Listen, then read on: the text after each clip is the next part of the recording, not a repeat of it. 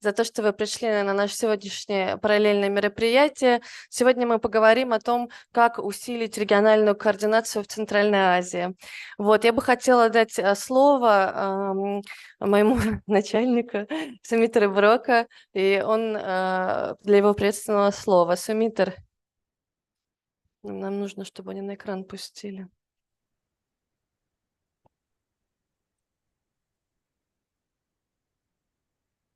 Ladies and gentlemen, distinguished guests and esteemed colleagues, a very warm welcome to the Central Asian Pavilion at the 28th Conference of the Parties to the UNFCCC here in Dubai.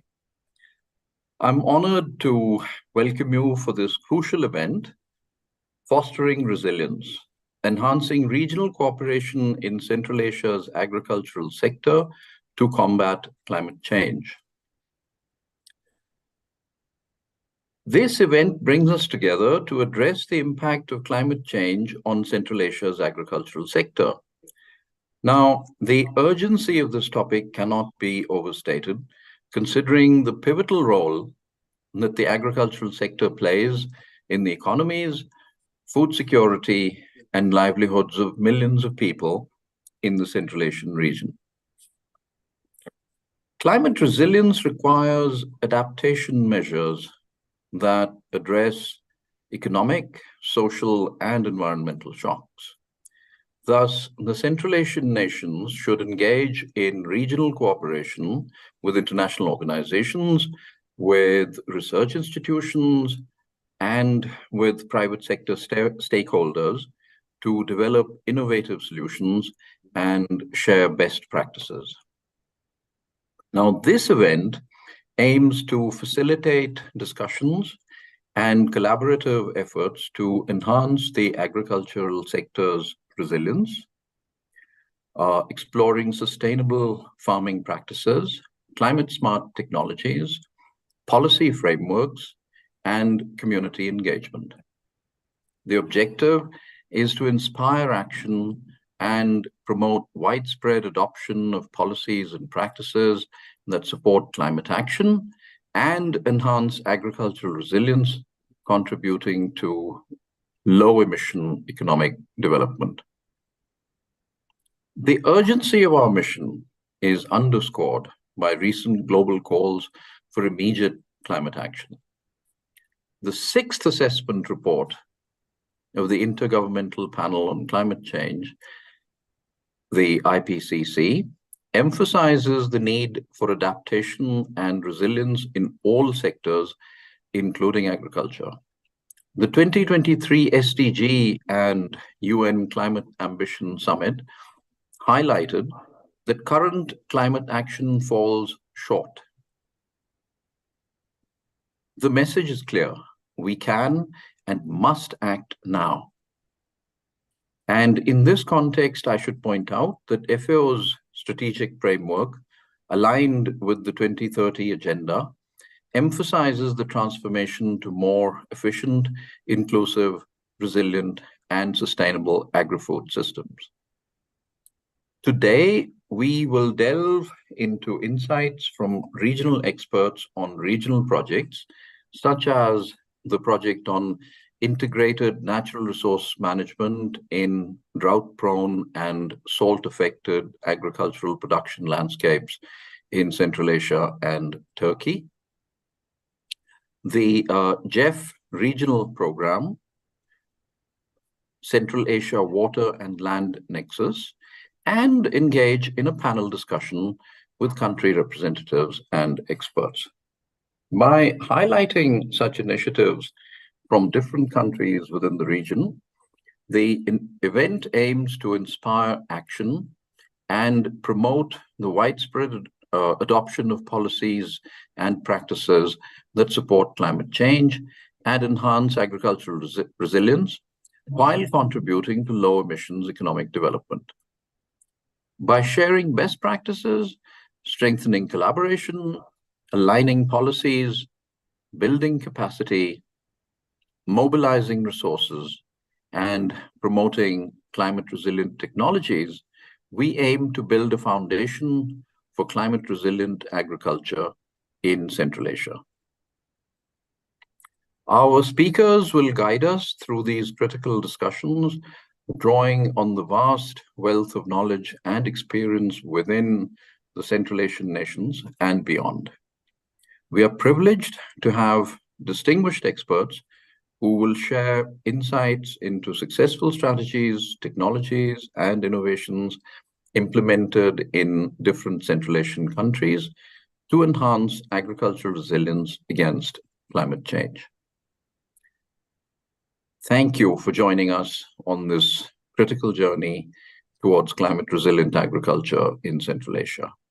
I wish you a successful discussion filled with meaningful exchanges and actionable insights.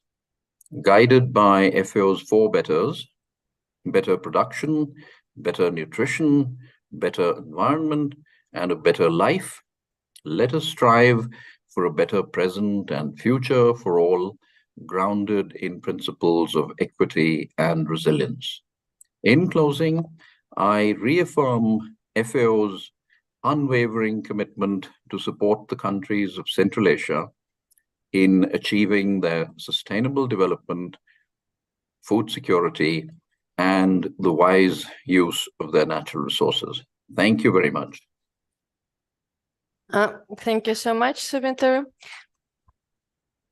Дорогие участники, дальше я попрошу представить презентацию как раз в нашем региональном проекте Касилим-2, который подходит к концу. Вот, я бы хотела дать слово нашему координатору этого проекта, Махмуду. Mahmoud, the floor is yours. You can present in English or Russian, it's up to you. Yeah, good afternoon, distinguished guests, and dear ladies and gentlemen, and dear panel members, and dear colleagues. I'm very happy and pleased to have an opportunity to present today some of the results of our project. It's a regional GEF FAO project on integrated natural resources management. Let me share the screen.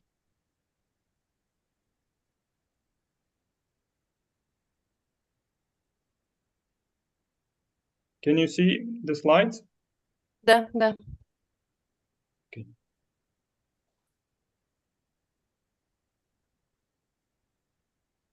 Okay, I will be focusing in my presentation mostly on upscaling efforts in Central Asia, on upscaling climate-smart agriculture practices and technologies within the FAO GEF project, Integrated Natural Resources Management in drought and salt affected landscapes in Central Asia and Turkey. So this is, in short, CASILM. CASILM is the initiative of Central Asian countries for sustainable land management.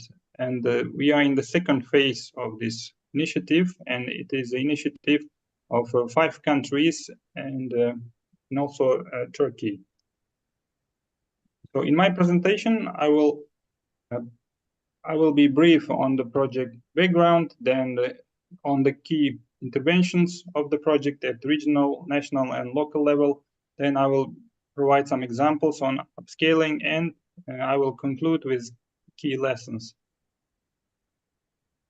So the project has a main objective on upscaling integrated natural resources management in drought-prone and salt-affected agricultural landscapes in Central Asia and Turkey, and it contributes to UN conventions on climate change and on combating desertification.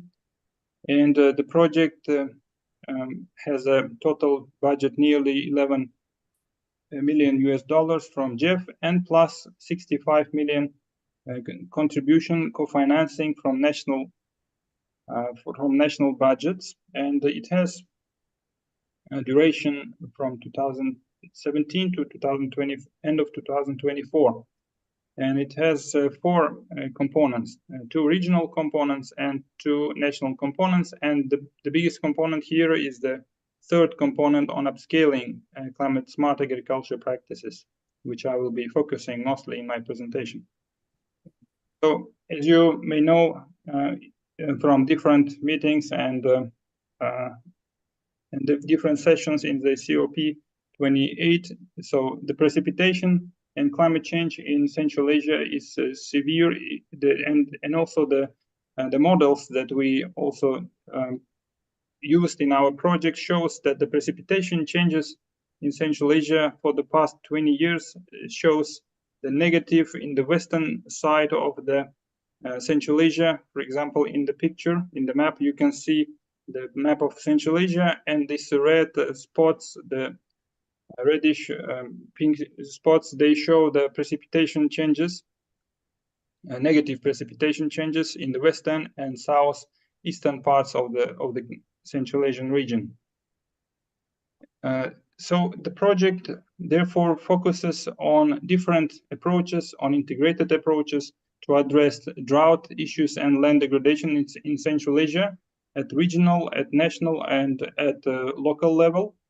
So at regional level, the project focuses on strengthening cooperation at national and regional level with different organizations, institutions, donors to join efforts on upscaling integrated natural resources management approaches, and also on applying different decision support tools, on capacity building, and also using different tools for gender balance and communication.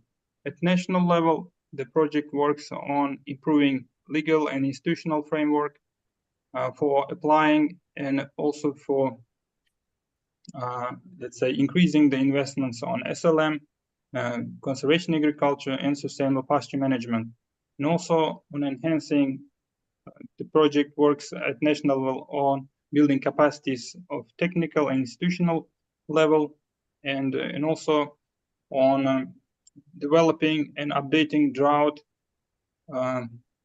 different drought management and salinity management technologies such as mapping systems, early warning systems.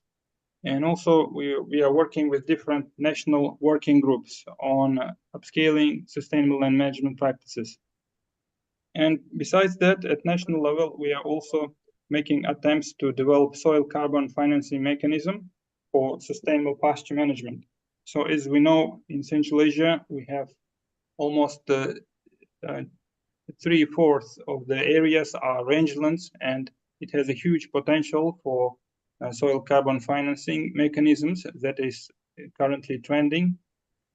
And at the pilot level, at the local community level, we work on upscaling climate smart agriculture practices such as conservation agriculture, using drought tolerant crops, and also salt resistant crops. We apply also different techniques such as crop rotation, intercropping, and others.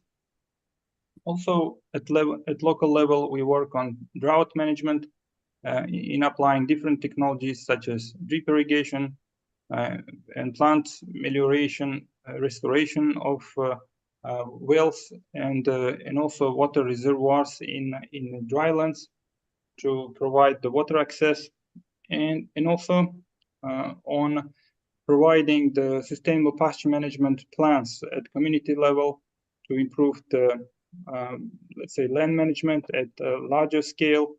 We also use in pastures seed aisles, and also restoring the degraded areas with local forage crops, and using also different let's say mapping techniques to measure the degradation level in the pastures.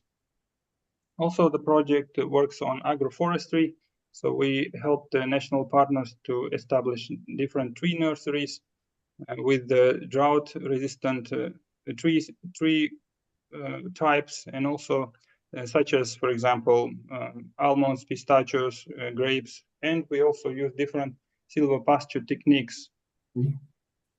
And also the project works on establishing the greenhouses in the vulnerable communities. So we have been able to establish more than 185 greenhouses so far.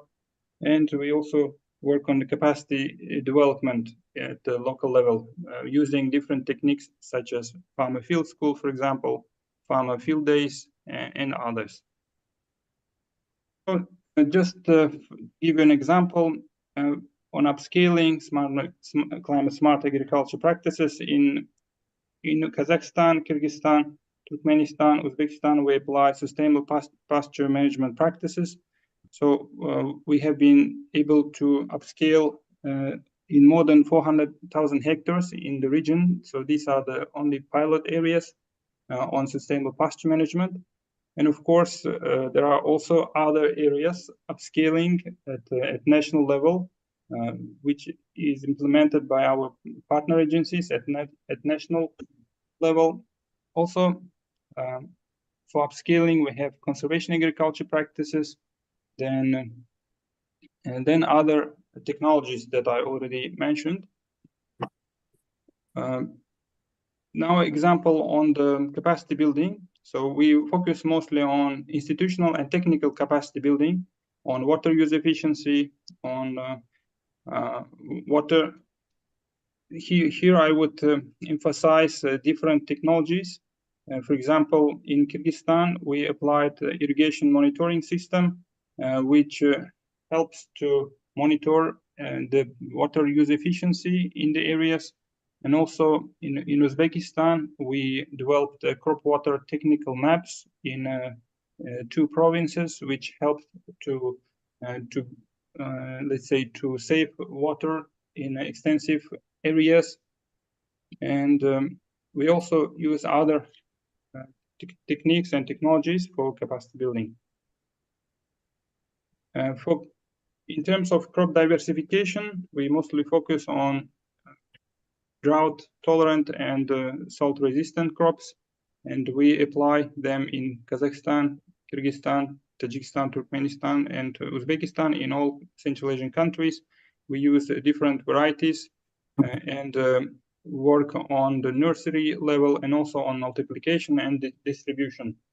And also the conservation agriculture practices are used to apply these seeds in the field level.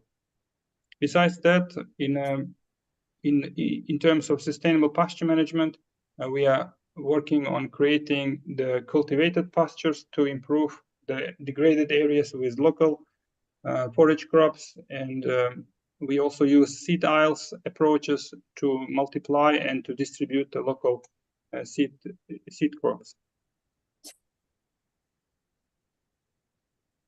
And the project also works, as I mentioned, on the decision support system for drought management.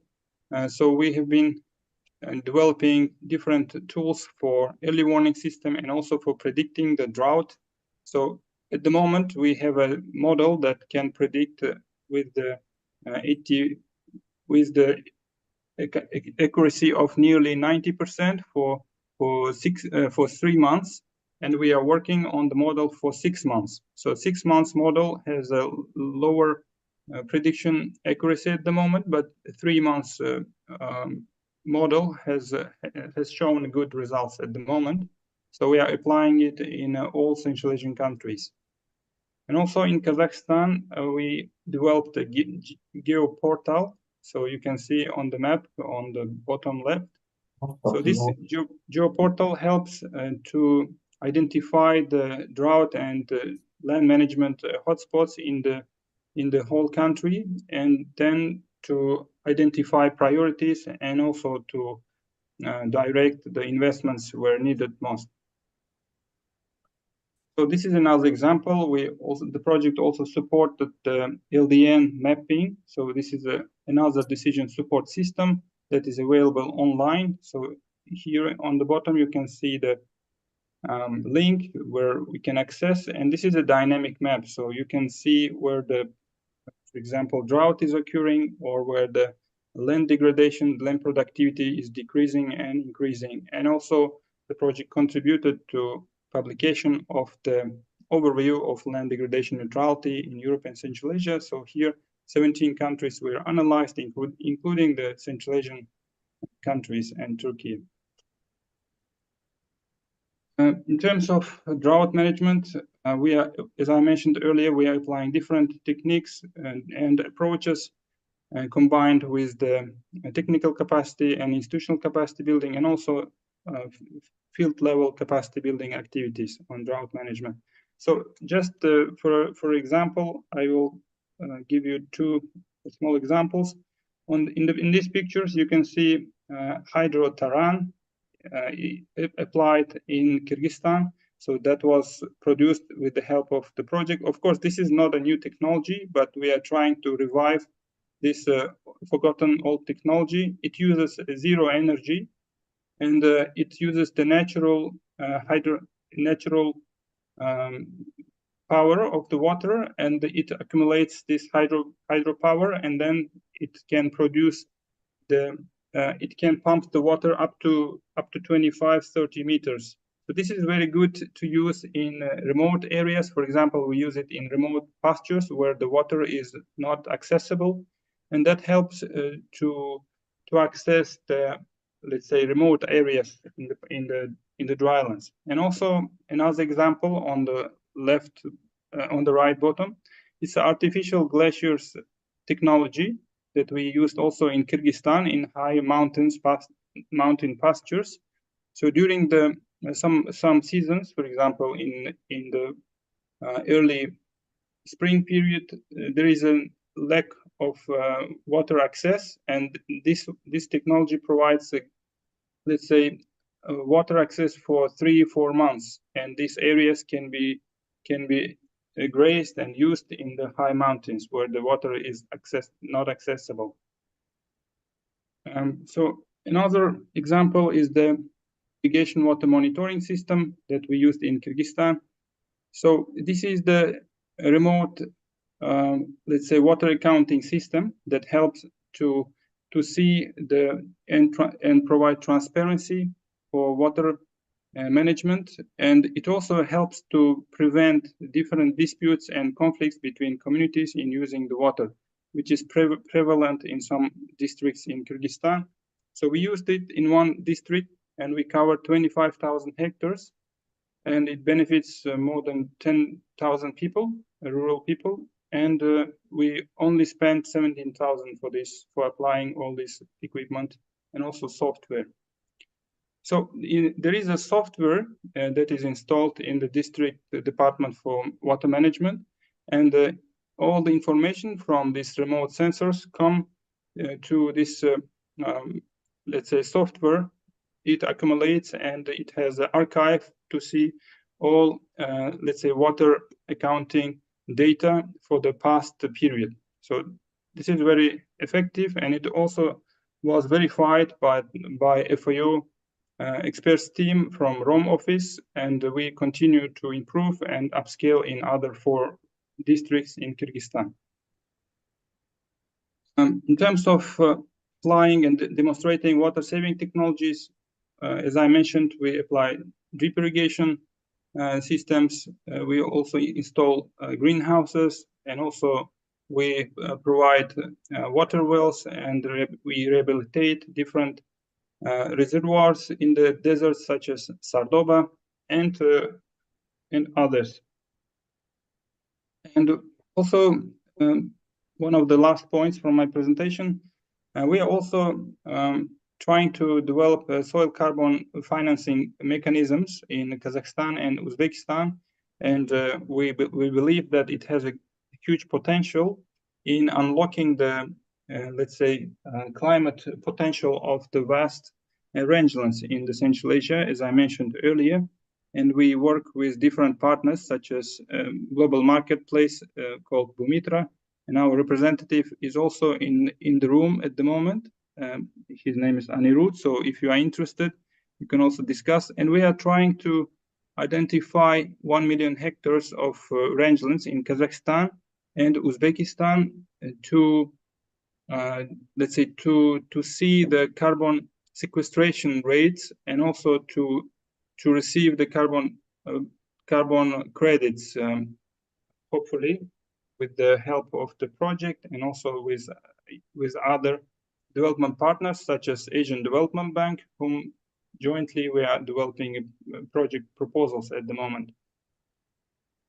So key lessons learned, and as a conclusion, we see that creating enabling environment for upscaling climate smart agriculture practices, or INRM, is a long-term process, and it is it is impossible to provide only with help of one project.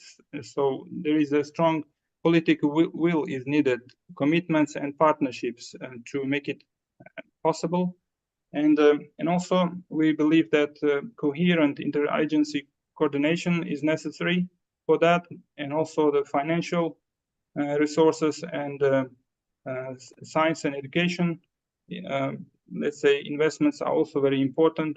And we believe that continuous capacity development is needed for technical institutional upgrading, and also currently, as we know, Central Asian countries develop different policies and strategies on green economy, on climate change, and others. And this is, I think, a good opportunity also to, as a starting point, to let's say, to integrate different green technologies into those, and also to elaborate based on these strategies and programs for the partnership and cooperation.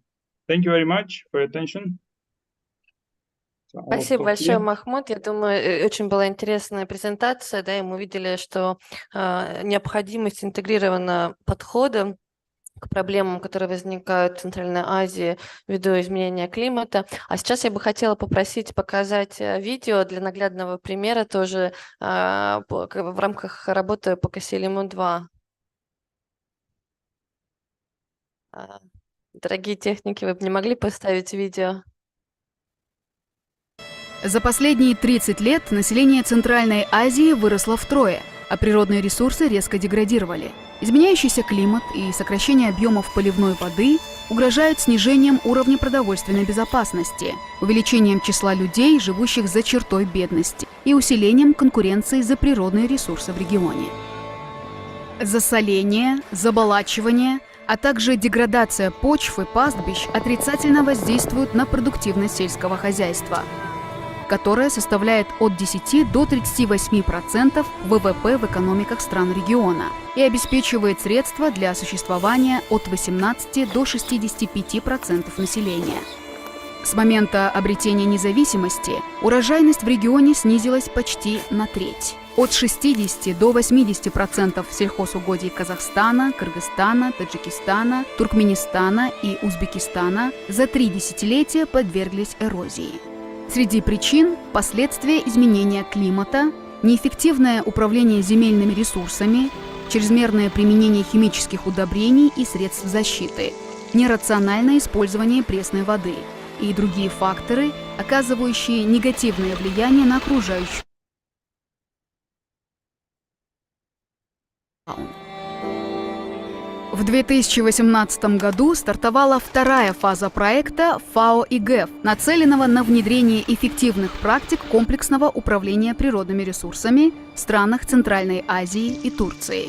Целью этого проекта является снижение нагрузки на окружающую среду путем внедрения эффективных практик и современных подходов по комплексному использованию природных ресурсов для снижения их деградации и одновременного повышения урожайности сельхозкультур, повышения готовности к засухе, противодействия засолению, а также содействия в реализации 2 конвенций ООН по борьбе с опустыниванием и об изменении климата.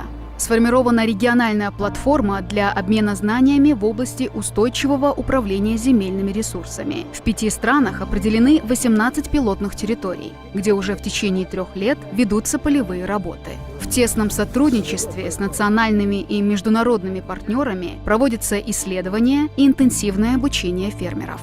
На пилотных участках в Казахстане внедряются соли- и засухоустойчивые культуры, ресурсосберегающие технологии, а также методы управления пастбищами. На данный период мы работаем совместно с ФАО над проектом по засухоустойчивым культурам. Здесь в Копале у нас 77 гектаров различных культур, которые мы высеяли и показываем нашим фермерам. 2021 жылы біз Біріккен ұлттар ұйымының ауыл шаруашылық саласы бойынша жұмыс жасайтын ФАО ұйыммен бірігіп осы алқаптарға жеміс шөптерін ектік. 2 бағыт бойынша жұмыс жасадық: азық дайындау және жайылымдарды жақсарту бойынша. Биылғы жыл өте қолайсыз болды ауыл шаруашылық үшін, егістік үшін. Соның өзінде біз кейбір шөптерден өте жақсы нәтиже алдық. На пилотных участках в Кыргызстане были посеяны засухоустойчивые элитные сорта эспарцета, люцерны и других кормовых культур высокой урожайности. Также были установлены датчики измерения воды и компьютерные станции для фиксации данных. Для рационального использования пастбищных ресурсов фермерам-скотоводам рекомендовали переходить к разведению высокопродуктивного скота. ФАО эл аралык уюмунун жана климаттын өзгөрүшүнүн алдын алуу деген программасы менен иштер жүргүзүп атабыз. Бул боюнча мына быйылкы жылы жана суу ченеген контролдогон немелерди коюшту. Мындан тышкары жанагы ушундай жаңы сорттогу көп түшүм бере турган сапаттуу үрөндөрдү демонстрационный поле кылып 8 фермерге берип ошол жерден жакшы түшүм алышты. В Узбекистане проект помог установить агрометеостанции, которые позволят фермерам планировать сроки посева и сбора урожая. В рамках инициативы «Миллион фруктовых деревьев» высажено уже более 500 000 саженцев. jarayonlarini to'g'ri belgilash, mahsulot yetishtirish, ekinlarni yig'ishtirish jarayonlarini to'g'ri rejalashtirishga hissa qo'shish va shu orqali shu qishloq xo'jaligida barqaror mahsulot yetishtirish, barqaror daromad olish va shu orqali ana shu mamlakat oziq-ovqat xavfsizligini ta'minlashga ozgina hissa qo'shishdan iborat. На пилотных территориях в Туркменистане построили сардобы – водохранилища для хранения пресной воды и создали питомники по выращиванию засухоустойчивых растений, деревьев и кустарников. Растения будут способствовать закреплению подвижных песков. Çölleşmeye karşı görüş var da konvensiya uğralıp şöyle çöl ağaçlarının nahalhanası ödüllü çöl ağaçlarının nahalhanasında da bir neçe çöl ağaçlarının nahalları yetiştiriliyor, ısırıp yetiştiriliyor, sağdak, çerkez, kanım yerli bir neçe ağaçları ısırıp yetiştiriliyor. На площади более 500 гектаров в Таджикистане уже внедрены практики эффективного использования поливной воды, возделывания засухоустойчивых культур, установка систем капельного орошения и внедрение севооборота. سبب اینمی کم تر زمین و شونک بودن و با مسئولیتی کارگرانی فاو اومدن نمی تخمی محضر پوری نشوندیم. خودی ما وقت موندش استفاده برده روغن کشیدیم. Программа ФАО-ИГЭФ «Инициатива стран Центральной Азии и Турции по устойчивому управлению природными ресурсами» призвана не только внедрить практики по рациональному управлению природными ресурсами, но также обеспечить экономическую устойчивость и продовольственную безопасность населению региона.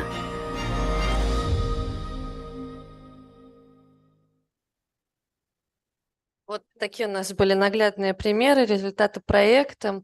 Вот, а сейчас по нашей программе я хотела бы передать слово коллеге Кану, который расскажет о наших будущих планах по региональной программе ГЭФ по циклу 8.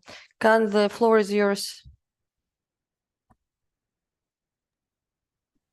Thank you very much, Eveta. Can you hear me? Yes, we can hear you. Okay, thanks a lot, honorable delegates, dear participants. It's an honor and a pleasure for me to be speaking to you today. I will be sharing my screen. Let me warn in advance that sometimes I do experience some connection issues, and I had a recording of my presentation as well to prevent any issues, but it was not possible to display. But in case I break off, hopefully there will be an opportunity to share this recording with you later on so that the presentation can be done. Let me close my video feed to prevent any issues. And if you can see my screen, I will proceed with the presentation. We can. Thank you so much. Okay. So once again, thank you for your joining this event, and it's a pleasure for me to present FAO's current plans or future plans for the GEF 8 cycle to develop a comprehensive program for waterland nexus in Central Asia. My name is Kaan Evren Basharan, and I work at FAO as a GEF support specialist for Europe and Central Asia region. Let me briefly mention how this program came to be. It's a program to be funded under the Global Environmental Facility, which, as you know, is a funding mechanism for multiple multilateral environmental agreements. These include the Framework Convention for Climate Change, the Convention on Biological Diversity, Convention to Combat Desertification, various international conventions on water management, and conventions against chemical wastes. So these multitude of conventions enable countries to address a couple of pressing concerns in coherence with each other, like water scarcity, the land degradation, climate change impacts, and restoring ecosystems. So this is what we are achieving to do under this proposed program as well. We would like to further support the countries in strengthening the integrated natural resources management approach, working under different focal areas of water management, biodiversity preservation, land degradation, combating the land degradation processes, and also adapting to the effects of the climate change. The program is addressing a couple of different aspects, different challenges that the countries are facing. And the most important issue about these challenges is that they are creating a sort of looping effect on each other. So one of the main issues that the countries are facing is the water scarcity, which is leading to further land degradation. And the land degradation is leading to the deterioration of terrestrial ecosystem goods and services, which in turn leads to the decrease of water generation capacity in the catchment areas, leading to degradation of aquatic ecosystems and further feeding into the water scarcity. So all these layers of problems that we are aiming to address, for example, the land degradation, we consider that the unsustainable land management practices are one of the major factors affecting it. This is lessons learned from what my colleague Mahmoud has presented from the CASILIM project, and this new program is a follow-up on CASILIM's good work and lessons learned and upscaling good practices. The second layer of issue that we are facing is the water scarcity, which is also majorly affected by unsustainable management practices. So there are interventions that can be done for effective use, basin level planning, and cooperation among countries, but also among different sectors. The ecosystems degradations lead to the degradation of ecosystem services that support water generation. And there are interventions that we are aiming to introduce or strengthen to prevent the excessive need for water, but also the loss of water. So the nature-based solutions that we want to promote can improve the soil's capacity to retain water and the need for the agricultural practices to use excessive water in producing food. And of course, the climate change is a major factor influencing all of these trends, these difficulties, these challenges in the change in precipitation, increasing temperatures and heat waves, the glaciers melting, and the droughts. These all lead to destabilization of rural livelihoods and well-being of rural populations, but also, as mentioned, creating a looping effect of different causes leading into each other and accelerating their effect on the productive systems. I would like to further emphasize the land degradation dynamics in the region. The land productivity is declining. FAO has conducted studies in the region looking at the trends between the year 2001 and 2020, and overall in Central Asia, 44% of the land has shown decline, and an additional 20% of land is under stress, it's been found. And this is estimated to lead to $6 billion loss per year in productivity. And also for the program's intervention areas of the Amudarya and Sirdarya basins, these declining and under stress land cover is estimated to be around 55% of the area.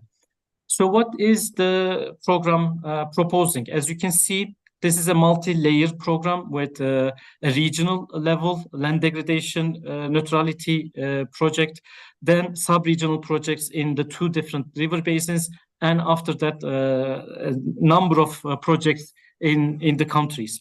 So I will present a little bit more information on these different level of projects in a moment, but let me first emphasize what we want to achieve as a general approach under the water-land nexus. So the water-land nexus is an approach to combine different areas of concern, such as agriculture, land usage change, and climate change effects in a holistic manner.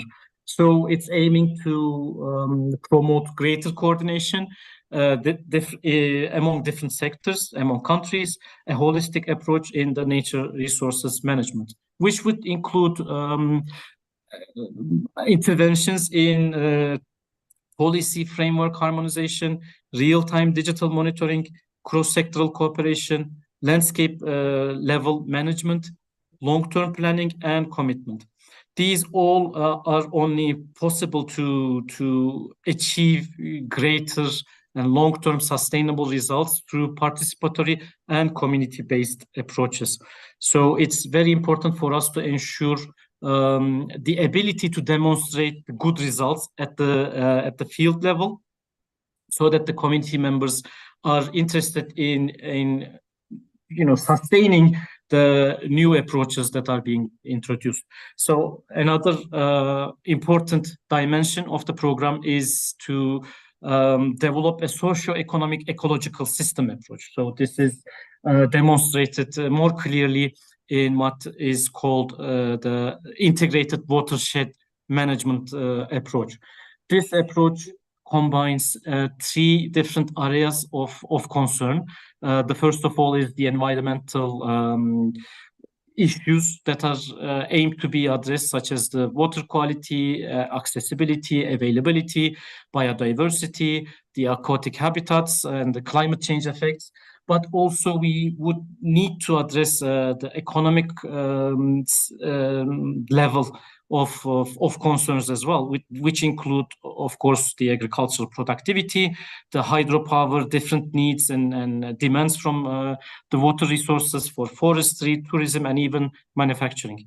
And finally, the social aspects of water use, which include the agricultural production, considering or managing the flood risks, the drinking water, land uses, etc. So the watershed is what is considered as the whole area that affects a river system's health.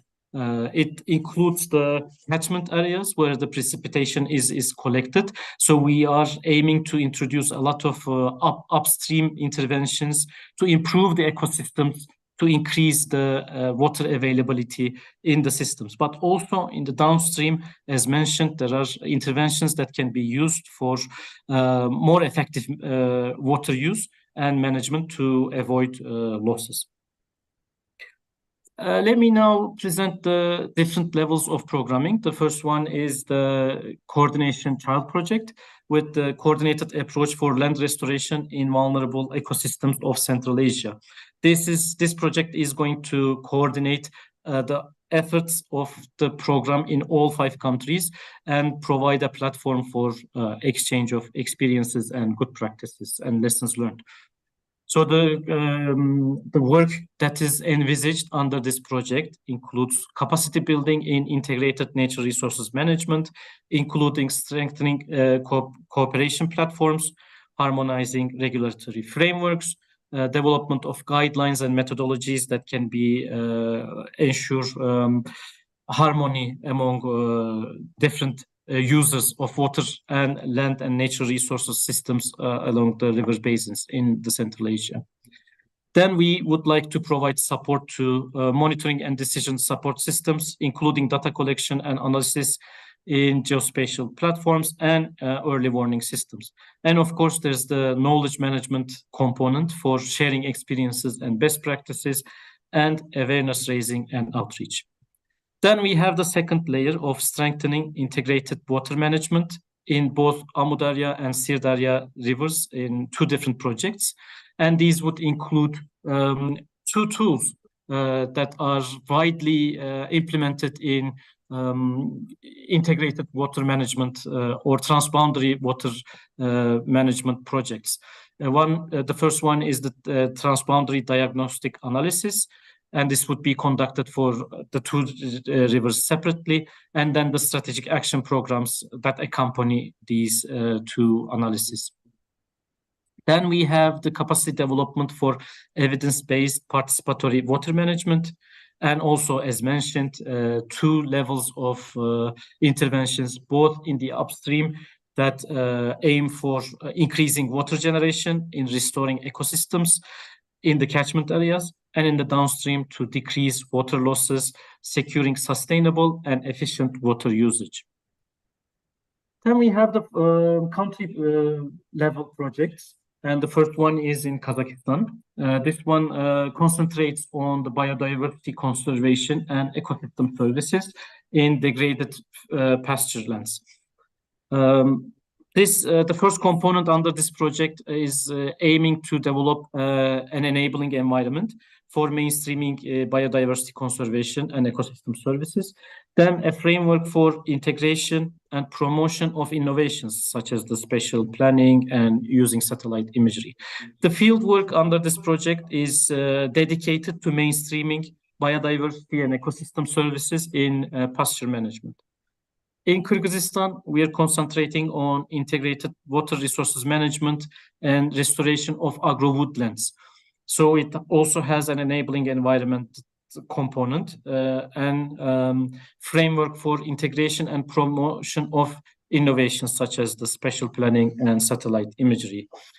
The field applications under this project is aiming to support the catalyzing and expanding the sustainable land and water management practices, which would include restoration, sustainable management of watersheds, rehabilitation of degraded forests and aquatic systems, and also agroforestry practices.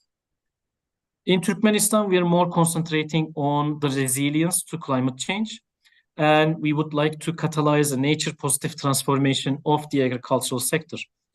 The enabling environment component is again here, but the application, the field work under the project is dedicated to ensure or support the capacity building for climate resilient decision making in natural ecosystems, but also the agricultural landscapes. The capacity building activities will have two layers, with the institutional level focusing on land use planning and monitoring systems, water use monitoring, agrometeorological services, and enhanced resource capacity.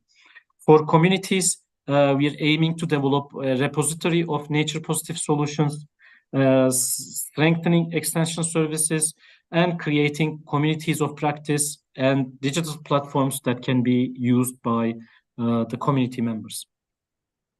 Finally, in Uzbekistan, our focus is on the improved ecosystem services and biodiversity preservation.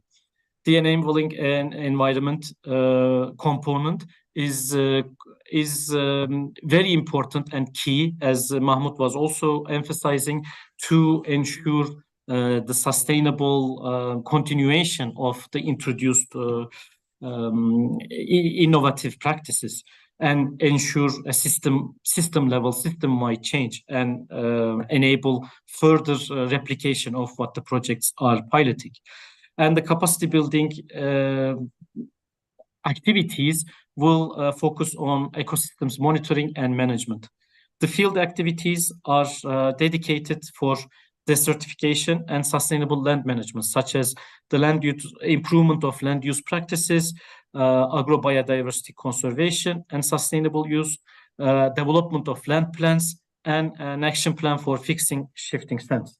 We would like to also include in this project a system for economic valuation and market integration of ecosystem services. This would be very beneficial both at the regional level, but also beyond this region as well. The good results that we can achieve under this component will be beneficial for all the countries who would like to further improve the management of their ecosystem services. So as presented, our proposal has many integrated levels, and then all the work under the country projects, the river basin level projects, and the coordination project will feed upon each other and support each other's good achievement of good results. We have current, and I would like to thank all the Central Asian countries for their immense support in getting this program framework to be developed. And with their support, we have currently submitted this proposal with an envelope of 30 million US dollars for Jeff review, let's say, consideration. And the Secretariat is currently finalizing its work plan for the February 2024 Council, and we are hoping that this program will be approved for us to advance further into the development. And with this, I would like to thank all of you for your attention. And I would like to reiterate that FAO remains ready to support the countries in Central Asia, their efforts to become more resilient, both in agricultural production, the food systems, and the natural resources management, both under this new proposed program, but also in any request that you may have for FAO's technical support, and we can work together to even try to mobilize further funds. Thank you, and I remain available for any of your queries. Thanks a lot. Thank you so much, Kaan. It was very interesting and informative presentation, and I saw how people were taking the photos. So I think it's the level of success when people take the photos from the screen. Thank you so much. As you can see, that if you continue this integrated approach, and we want to show how natural resources that don't have borders, national, like country borders, that they need to have this regional cooperation to maximize the benefits from the integrated practices and institutionalization of these practices. А сейчас мы перейдем к нашей панели. Я хотела бы пригласить Сауле, Сино и Джахангира, вот, пожалуйста, на сцену, вот, чтобы немножко, пожалуйста, проходите на сцену. Сауле, вы тоже могли бы? Тоже пройдете? Я знаю, что вы поздно, но я быстренько спрошу вас, не буду долго мучить. Я знаю, что у вас свои обязательства. Вот, я бы хотела попросить участников поделиться, да, как вы видите региональную кооперацию. Да, вот мы сейчас вам представили программу, которую мы предложили ГЭФ. И хотелось бы... Гульмира, не Сауле, извините, у меня уже разум за этот зашел. Как я хотела сказать... как вы видите дальнейшую региональную кооперацию, вот, ну и в целом какая коллаборация, в каких секторах потенциально возможна для региона? Гульмира, пожалуйста, я, наверное, начну с вас слово. Спасибо большое. Работает?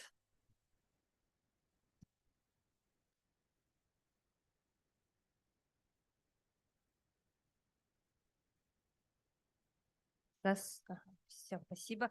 Спасибо большое и в этом. Да, действительно, сначала я представлюсь. Меня зовут Гульмира Галиева, я представляю Министерство экологии и природных ресурсов Республики Казахстан.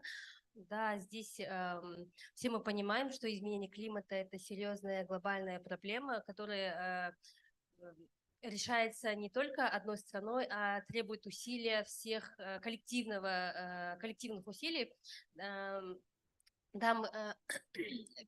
Изменение климата влияет на благополучие миллионов людей, особенно проживающих в сельских регионах. Да, мы понимаем, что это может повлиять и основным сектором экономики является сельское хозяйство, и из-за этого изменение климата приносит угрозу именно продовольственной безопасности. Все мы знаем, что в этом году Казахстан он потерял больше половины своего урожая. Можно сказать, что это последствия изменения климата. Это из-за того, что у нас весна была холодной, летом была засуха, а вот к концу лета, к августу уже пошли такие проливные дожди, в связи с чем у нас вот пошли вот проросшие пшеница, и можно сказать, все это последствия изменения климата. Как я уже сказала, угроза продовольственной безопасности. Казахстан, вот, несмотря на зависимость от ископаемого топлива, мы понимаем всю серьезность данной проблемы и являемся стороной всех международных конвенций и всех международных соглашений. Мы в рамках Парижского соглашения мы обязались сократить к 2030 году выбросы парниковых газов на 15% от уровня 90-го года. Также мы в феврале текущего года приняли свою стратегию достижения углеродной нейтральности к 2060 году. В настоящее время мы ведем работу по представлению следующего нашего определяемого на национальном уровне вклада. Здесь бы хотела отметить, что эта работа будет проводиться в рамках проекта CBIT при поддержке, конечно же, ФАО. Хочу вас поблагодарить за это, да, и мы надеемся на дальнейшее наше сотрудничество. Также что еще хочу сказать? Я призываю сейчас все страны Центральной Азии на совместные усилия и также надеемся на поддержку международного сообщества. Вот только что, как наши спикеры вот презентовали свои, я себе здесь отметила, вот по технологиям по улавливанию углерода, очень хорошая, прям на пастбищах, да, очень хорошие технологии. Мы будем заинтересованы получить техническую экспертную помощь, а также вот поддержка по повышению потенциала в вопросах вот адаптации и митигации изменений климата, в сельскохозяйственном вопросе и устойчивое земледелие и управление, конечно же, водными ресурсами. В конце я хочу вот призвать всех коллективно и сотрудничать и вместе побороться с изменением климата. Спасибо большое, Гульмира. Действительно, очень важно тут отметить, что да, есть институциональные проекты, а есть проекты вот на полях. И они, конечно, должны быть вместе взаимосвязаны, и все те мероприятия, которые на полях, вот, они должны прописаны быть в национальной стратегии. Конечно, институциональные проекты, они как раз помогают прописывать вот то, чего не хватает непосредственно фермерам и экосистемам. Спасибо большое. И также про поглощение углерода и carbon offsets, значит, у ФАО у нас в следующем году есть планы, как поддерживать страны и разработать региональное руководство по этому топику. Вот, а сейчас я хотела бы перейти к Жахангиру. Такой же вопрос. Как вы видите... Спасибо. Как вы видите региональную кооперацию, какой должен быть акцент? Вот, да, мы говорим сейчас про carbon offsets, может быть, еще какое-то что-то вы видите, что сейчас, допустим, не так затронуто в работе с ФАО или другими организациями?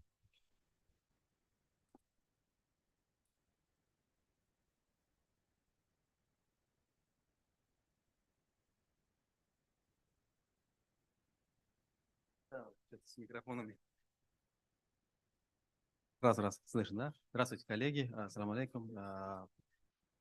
Приветствую онлайн-участников, спикеров. Признателен за такие насыщенные информативные презентации.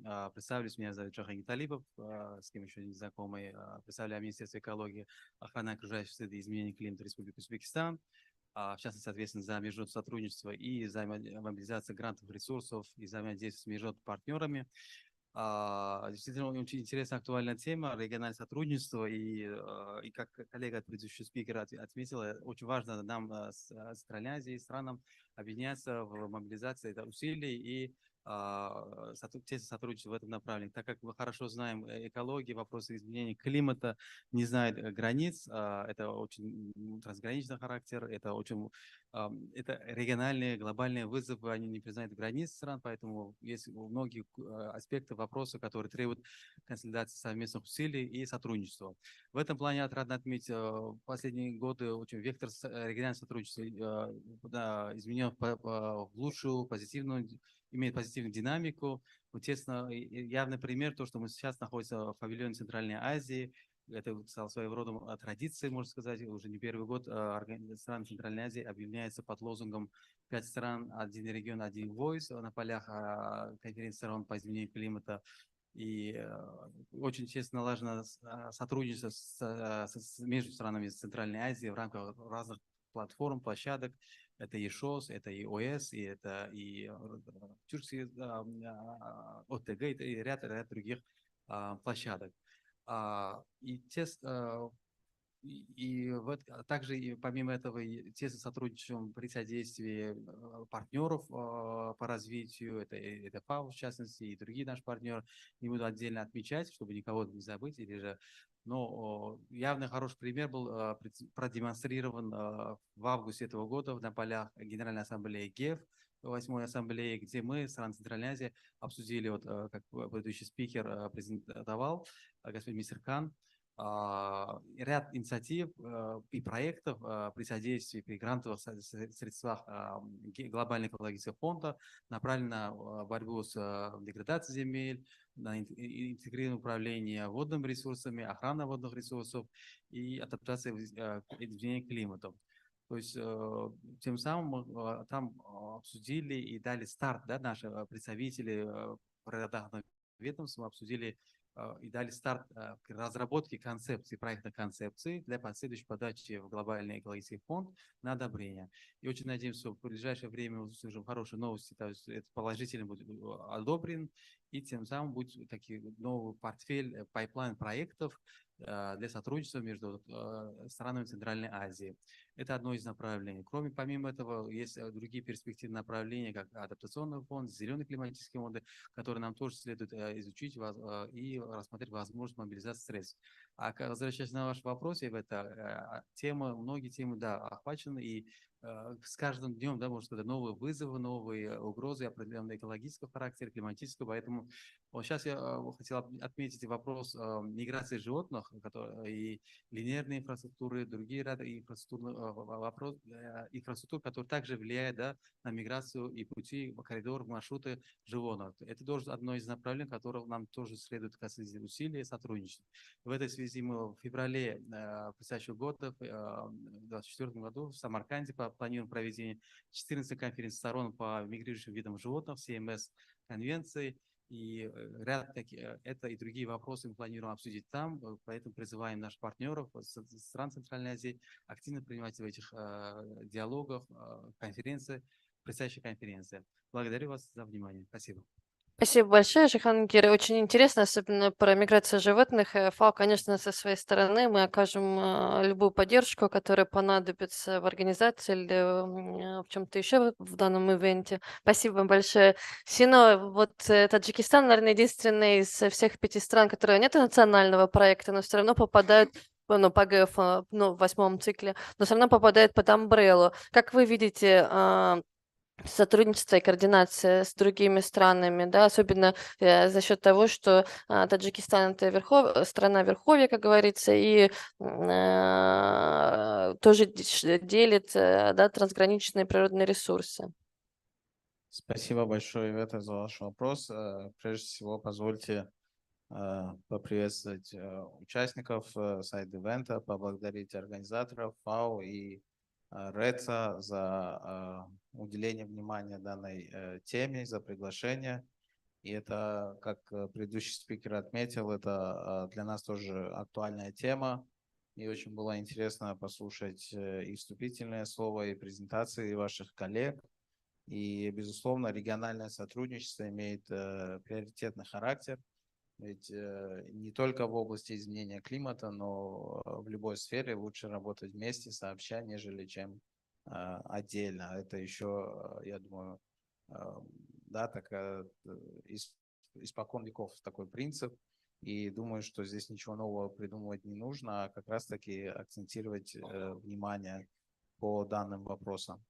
И, конечно же, Таджикистан – это центральноазиатская страна, на территории которой формируется большинство водных ресурсов, и поэтому наши приоритеты касаются вопросов по изменению климата и водной тематики.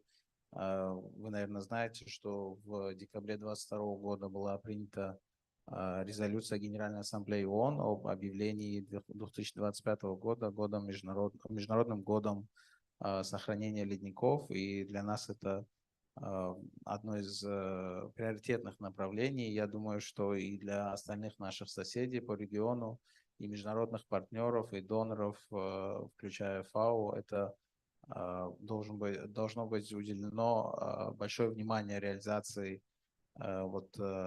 данной резолюции. Также у нас сейчас проходит декада 2018-2028 по устойчивому использованию водных ресурсов. И в Душанбе проходила большая конференция в июне прошлого года. И также по инициативе Таджикистана вместе с представителями с Нидерландами в Нью-Йорке в этом году проходила большая водная конференция в марте 2023 года, где были собраны ведущие эксперты, руководители наших стран, и где обсуждались водные вопросы. И стоит отметить, что водной конференции ООН глобальной не проводилось более 50 лет. Последняя проводилась в Аргентине еще в 70-х годах прошлого столетия. Поэтому в Таджикистане мы активно выступаем за наращивание регионального и глобального сотрудничества в области борьбы с изменением климата и водной проблематикой. И наши предыдущие коллеги тоже говорили про ОНУФ, про НДС. И мне кажется, не ошиблюсь, если скажу, что в Таджикистане самый амбициозный план реализации НДС у нас по 3 сценариям предусматривается сокращение выбросов парниковых газов до 65%. Я думаю, что это не только самая большая цифра для Центральноазиатского региона, самый амбициозный план, но и я думаю, что на глобальном уровне мы тоже входим в число лидеров по этому показателю. И как было также отмечено во время саммита мировых лидеров, здесь, в Дубае, Таджикистан производит свою энергию, 96% из которой это зеленая энергетика, это возобновляемые источники энергии, это гидроресурсы нашей страны. И мы также планируем удвоить производство такой энергии в ближайшем будущем, что также позволяет оставить это соотношение зеленой энергетики даже при удвоении энергетического потенциала страны. Поэтому все эти вопросы, мы видим их решения и пути реализации этих планов только в контексте регионального сотрудничества. Мы активно с ФАО по этим направлениям работаем. Это и, как и в Казахстане, я думаю, проект COP28 уже запущен и должен в скором времени должна начаться реализация. Поэтому мы надеемся на плодотворное сотрудничество в этом направлении и по другим аспектам также. Спасибо. Спасибо большое, Сина. Вы заметили, что самый амбициозный АНУФ, это потому что ФАО координировала ревизию, поэтому не получился самый амбициозный. Спасибо большое, очень интересно. Ледники действительно очень горячая тема. То есть ледники и животные. Я понимала, теперь передам своим коллегам, в каком направлении работать. Спасибо большое, панелисты.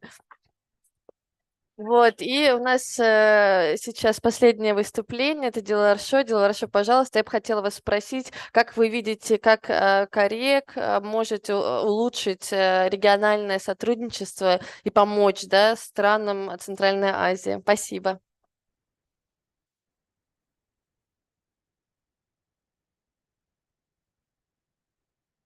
Перейду, так сказать. Да, спасибо большое, Ивета. Прежде всего, хотелось бы поприветствовать всех участников сегодняшнего мероприятия, как в режиме офлайн, так и в режиме онлайн, и сказать добро пожаловать в павильон Центральной Азии, который совместными усилиями всех стран Центральной Азии и также международных партнеров был создан данный павильон, и который служит уже в течение последних 2 недель именно полем для переговоров и является, по сути, единственной платформой на сегодняшний день именно в рамках конференции сторон для стран Центральной Азии, где именно переговорная часть, именно по части мобилизации ресурсов, именно как интеллектуальной, так и общие возможности, да, так скажем, работы и сотрудничества региона. Как вы отметили, РЭЦА на сегодняшний день именно работает в сотрудничестве со всеми странами Центральной Азии. Необходимо отметить тот факт, что именно более 20 лет назад РЭЦА был создан правительствами стран Центральной Азии. И на сегодняшний день, за последние уже более 20 лет, около 270, чуть более 270 проектов реализовались до сегодняшнего дня, реализуются со стороны РЭЦА, и общим бюджетом более 150 миллионов. Общий бюджет всех этих проектов насчитывает на сегодняшний день.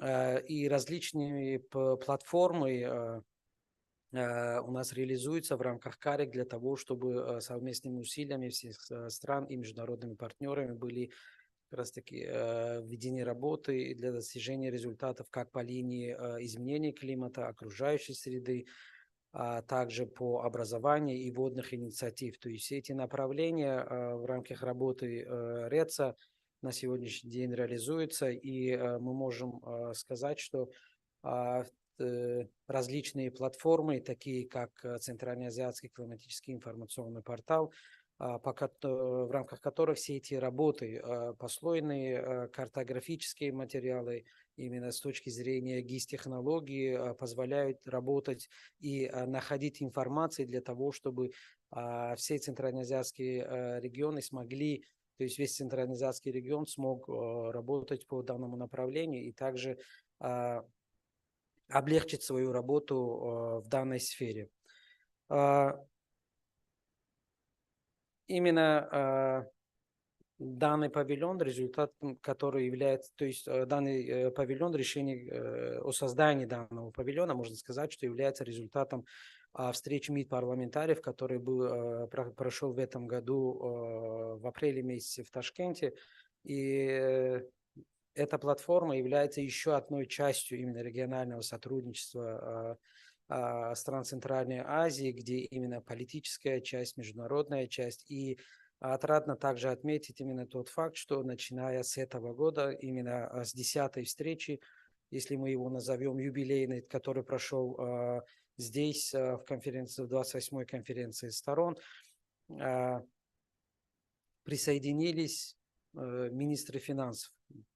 Еще одна платформа. То есть у нас была политика, у нас также была международные отношения, теперь и деньги появились в этой платформе. И это, можно сказать, что и является именно тем самым толчком, который дает возможность всем странам мобилизовать ресурсы по реализации всех этих инициатив. Еще можно здесь отметить такие платформы РЭЦА, как Центральноазиатская конференция по изменению климата, которые ежегодно проходят, и последний из которых был проведен в Душанбе в этом году. Данная платформа, данная конференция изначально была задумана для того, чтобы именно собрать весь регион. А на сегодняшний день она уже является международной, потому как в рамках данной конференции собираются не только представители стран Центральной Азии и те международные организации, которые непосредственно работают именно в этих странах, а она более уже в расширенном составе действует. Поэтому наша цель именно является в этом, для того, чтобы мы смогли все больше мобилизовать и ресурсы, и международных партнеров, и чтобы наши страны смогли в сотрудничестве идти вперед именно по борьбе с негативными последствиями изменения климата, для того, чтобы наращивать потенциал как с точки зрения кадров, так и с точки зрения технической, именно ведения работы по линии окружающей среды в целом. И как один из лозунгов данной конференции сторон звучит «From pledge to change». То есть мы уже очень много инициатив у нас есть. Пора нам просто действовать и идти к тому, чтобы у нас были изменения. И РЭЦА существует именно в нашем регионе именно для того, чтобы помочь странам идти к нашим, то есть с наших плеч до наших ченджев. То есть мы, чтобы все инициативы, которые у нас есть, мы смогли идти к уже конкретным изменениям, которые у нас были. Спасибо большое.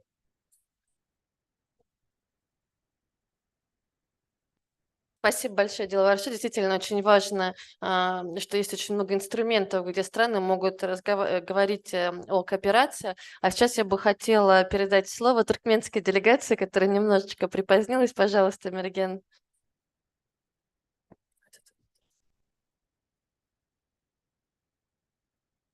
Здравствуйте, уважаемые коллеги. Для нас очень приятно встретиться с нашими друзьями, коллегами из Центральной Азии.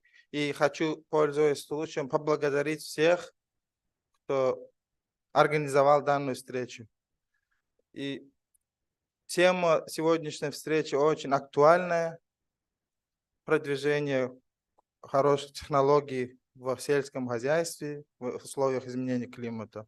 Наш регион Центральной Азии уязвимый к изменению климата, и у нас есть много природных ресурсов, земельных ресурсов, и устойчивое сельское хозяйство в Центральной Азии будет как решением от вопроса изменения климата и будет полезно так как в регион и для всего мира. Потому что экологически чистые продукты, которые будут производиться, используя устойчивые практики ведения сельского хозяйства, будет внести свой вклад в устойчивое развитие всего региона.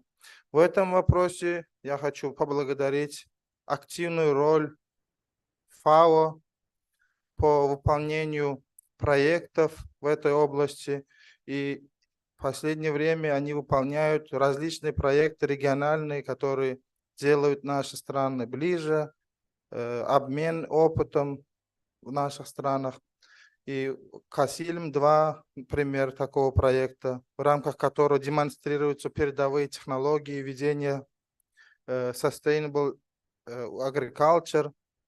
И хочу поблагодарить за активность ФАО по климатической повестке. В последнее время ФАО активизировалась в Туркменистане по разработке и выполнению проектов в области изменения климата. И за это тоже спасибо. Я надеюсь, что мы все страны через выполнение совместных проектов сделаем наш регион более экологически чистым и устойчивое развитие в регионе. Спасибо большое.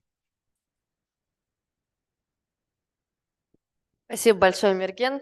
Спасибо большое, участники онлайн. На этом я бы хотела завершить наше сегодняшнее мероприятие, но не завершить работу, которую мы делаем в регионе. Спасибо.